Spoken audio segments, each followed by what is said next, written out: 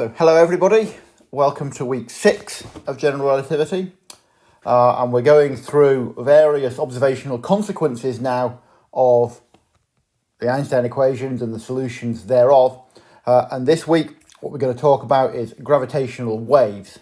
And gravitational waves are ripples in space-time which are created by accelerating masses. So waving my arms around at the front of a lecture theatre, if we were in a lecture theatre, would count as being a generation of gravitational waves. Gravitational waves are created in things which are not time independent and are not spherically symmetric. And in fact, if you take the Schwarzschild metric, for example, that we looked at last time, which is time independent and is spherically symmetric, there are not gravitational waves that come from it. That does not mean that you cannot create gravitational waves easily, because in practice the Schwarzschild metric is an approximation for many astrophysical systems, and there are plenty of astrophysical systems which are not spherically symmetric and are time dependent. For example, most obviously binary stars, and they can create gravitational waves that are both detectable by modern detectors and astrophysically important. And so the first thing we can think about is trying to understand something about where gravitational waves come from. And we're going to start from the weak field limit. And we've already seen the weak field limit back in earlier lectures. We saw it was a way of getting actually back to Newton's laws from the sort of principles of the equivalence principle. But the weak field limit just says that the metric tensor is equal to Minkowski space plus some small addition. So this is your small perturbation. And gravitational waves are weak. We're not being stretched all over the place by gravitational waves, and therefore it's a reasonable bet that this small perturbation is going to be something we can model as an additional change on top of Minkowski space. And so, gravitational waves will propagate through space. So you can be in empty, flat space, and you will have these ripples that come through you. So that's why you can use them in this way. They're also going to be vacuum solutions because they're propagating through space. I.e., that means that T mu, the stress energy tensor, is 0. And again, something we saw when we started looking at the Schwarzschild solution, which is also a vacuum solution, is that you can write the Einstein equations in a much simpler way.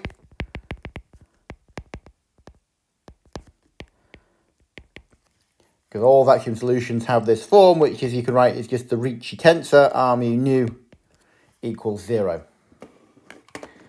And you can then look at a set of what we would call linearized equations, the first order in H, which you can solve.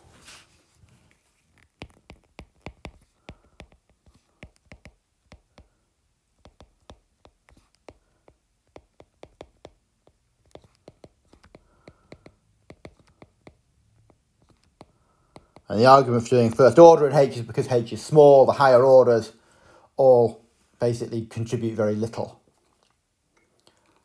So you could look at Christoffel symbols.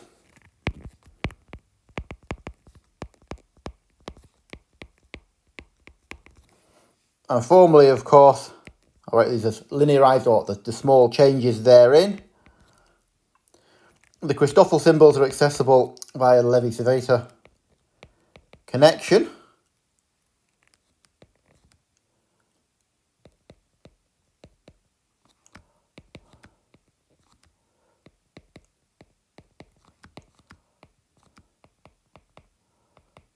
And here I'm just using the standard shorthand that for this, the common notation that this is equal to d g mu nu by dx beta, and so on for all the others.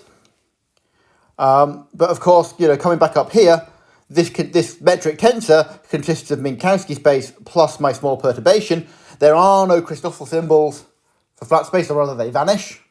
Connection coefficients are 0 in Minkowski space. because it's flat.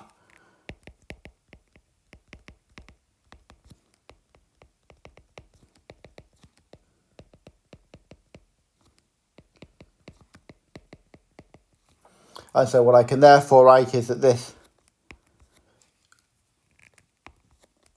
Christoffel symbol is only really applicable to the change. Oops, that should be a superscript.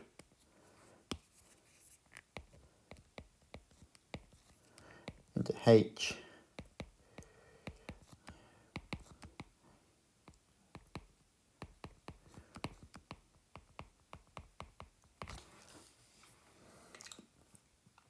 And so that's the Christoffel symbols, the linearized Christoffel symbols.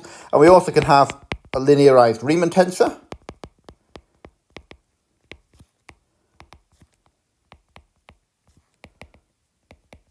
And the Riemann tensor has 4 terms normally, but the last 2 terms are basically the product of Christoffel symbols. They're therefore second order in H, so you can ignore them when you're working to first order in H.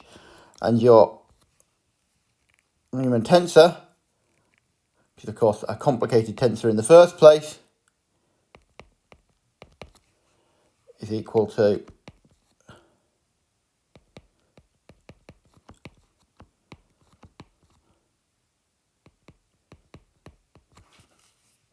the following. And we can contract that down also to the Ricci tensor.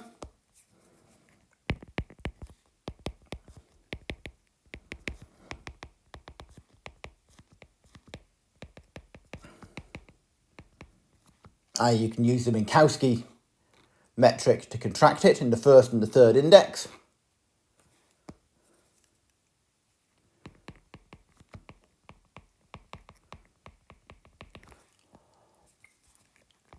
And that tells us that delta R beta nu equals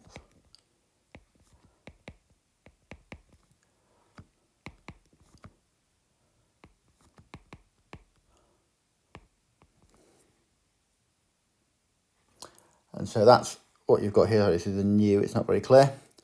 And of course up the top here, this is what the Christoffel symbols look like.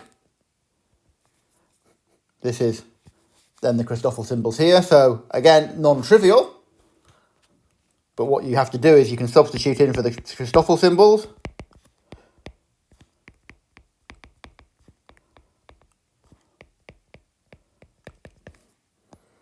And eventually, and again, you don't have to be able to do this, but this is a theme you'll be seeing from GR quite commonly, right? It's, quite involved, all the processes that you have to go through. So the more important thing is that you understand the concepts that you're looking at in the end. You get the following.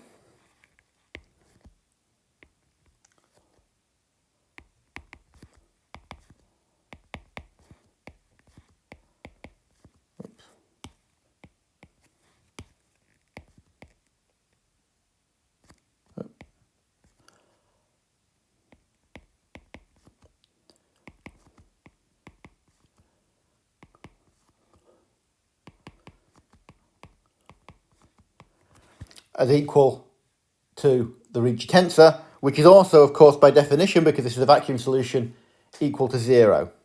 And here, you'll notice this little box that I've put in here. This is the wave operator, the Albertian or something. I can't even pronounce it very well. But this is a wave operator,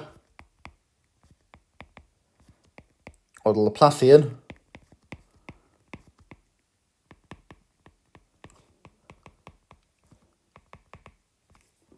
in other words, it's basically del squared, but with a time component in it. So it's 1 over c squared d by dt squared, or d, minus del squared. And so this is just an operation that you can perform on H alpha beta here. And V alpha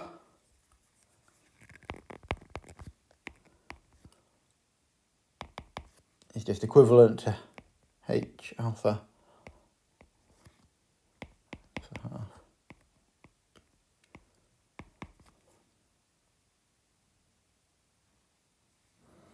where the indices here on my H are just lowered and raised with the Minkowski matrix.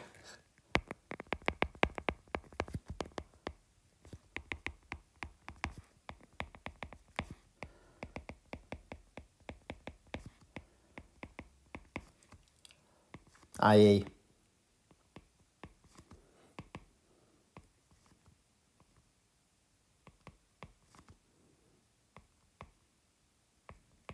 like that.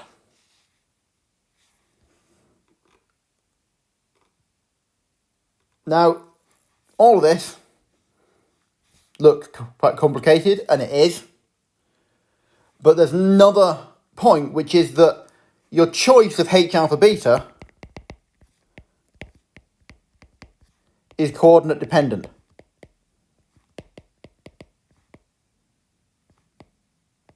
When, unsurprisingly, like many things, it depends on which coordinates you express it in. And therefore, you can do a transformation. Formally, this is a gauge transformation. But you can basically choose a set of coordinates, or choose a transformation,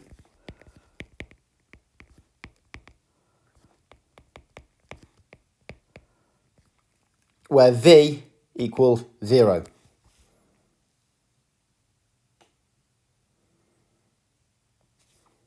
And that means that you end up with this equation. And that's just, d2x by dt squared equals 0. It's a wave equation in four-dimensional space-time.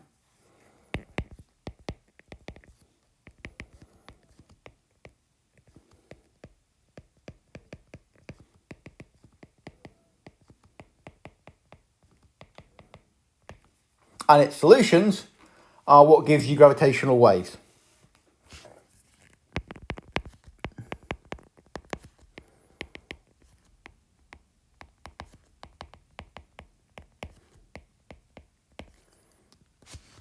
And what you actually get is the following. Some waves with amplitudes, and of course this is in four-dimensional space-time. And of course you can have them propagating in multiple directions.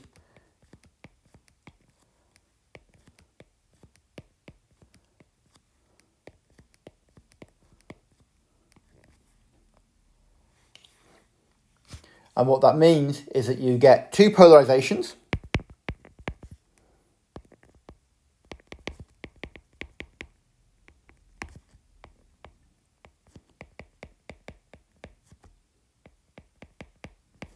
Often they're called plus and cross. And that is because,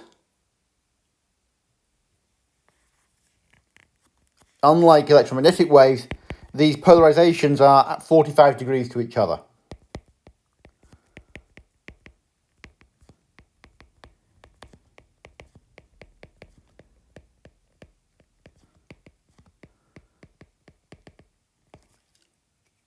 So, the electric and the magnetic components of an EM wave are at 90 degrees. In gravitational waves, they're at 45 degrees. So what that means, for example, is if I try and draw this, and I'll probably draw this very badly, if I have some gravitational waves like this, that can be one polarization, and the other polarization is at 45 degrees to that.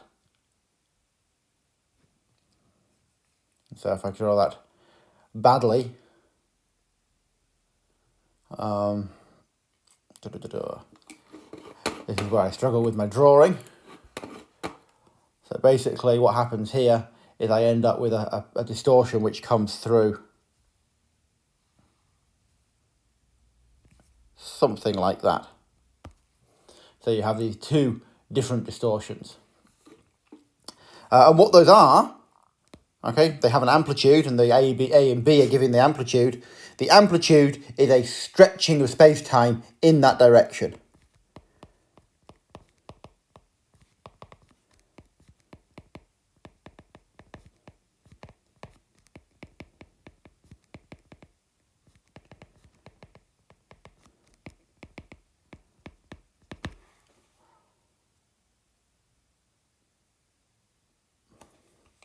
And so that basically is the principle of what a gravitational wave is. And then, of course, you have to ask yourself about how you might actually go about detecting them, about what the strengths may be, and about how they're actually going to be generated.